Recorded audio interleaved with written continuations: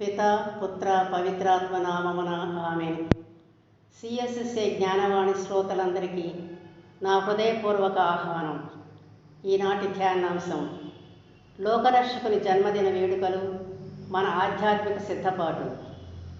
చారిత్రాత్మకంగా 2000 సంవత్సరాలకు పూర్వమే బెత్లెహేములో పశువుల పాకలో లోక కళ్యాణార్థమై మానవ రూపంలో లోకరక్షకుడిగా యేసు ప్రభు జన్మించారు.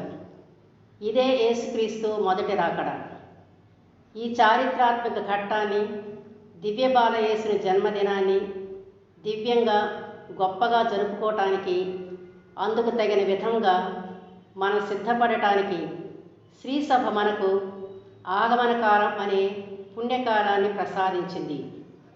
ప్రభు రాకకై ఎలా సిద్ధపడాలో ఆనాడే యెషయా ప్రవక్త గ్రంథములో వ్రాయబడినట్లు, ప్రభు మార్గమును సిద్ధమనుప్పుడు, ఆయన త్రోవను సరళం చేయుడు అని ఎడారిలో ఒక వ్యక్తి కేకలిడుచుండెను.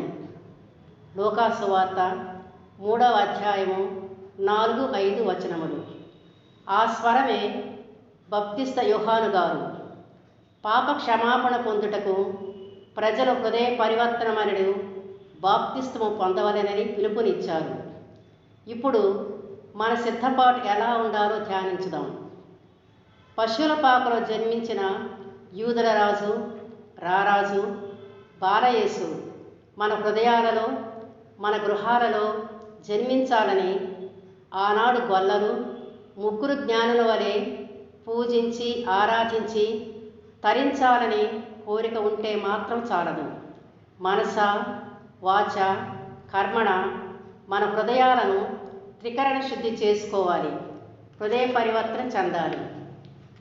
క్రీస్తు జయంతి ఉత్సవాన్ని ఘనంగా జరుపుకునే క్రమంలో మొదటగా ఆధ్యాత్మిక పరమైన పుణ్యకార్యాలకు ప్రాధాన్యత ఇద్దాం. అప్పుడే బాహ్యంగా జరుపుకునే వేడుకలు అర్థవంతంగా, ఫలభరితంగా ఉంటాయి. ఈ ఆగమన కాలంలో ప్రార్థనకు, పరిశుద్ధ గ్రంథ పఠనానికి, దివ్య పూజా బలిలో పాల్గొనడానికి, పుణ్యకార్యాలు చేయడానికి ఎక్కువ సమయం కేటాయిస్తూ దేవునికి నచ్చిన బిడ్డలంగా, మారు మనసు పొందిన వ్యక్తులంగా తయారవుదాం. పౌలు మహర్షి గలతీయులకు రాసిన లేఖ 5వ అధ్యాయము 22వ వచనములో చెప్పినట్లుగా, మారు మనస్సుకు తగిన ఆత్మఫలములు పొందుడి. అవి ఏమనగా ఆనందం, శాంతి, సహనము, మంచితనము, విశ్వసనీయత మొదలగునవి. సత్యం జీవమై ఉన్న ఇమ్మానుయేలు దేవుడు మనతో ఉన్నారు, మన మధ్యనే ఎప్పుడు ఉంటున్నారనే నమ్మకం మనకు గొప్ప ఊరటనిస్తుంది. అందుకే దేవుని యందు ఆనందించుదాం, సదా ఆనందించుదాం.